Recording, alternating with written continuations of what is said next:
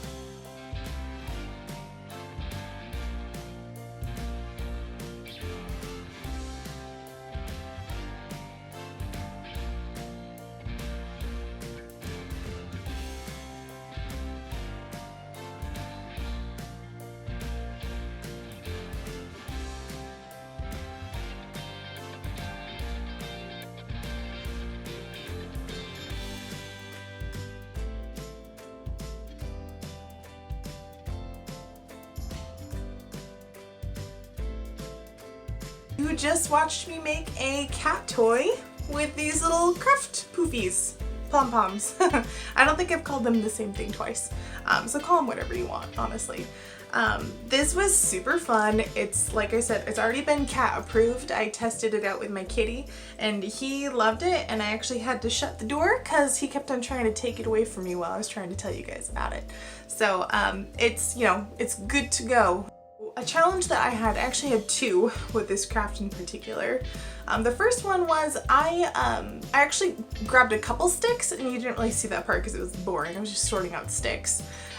But this stick that I ended up going with has kind of like a nub on the end that's wider than the body of the stick.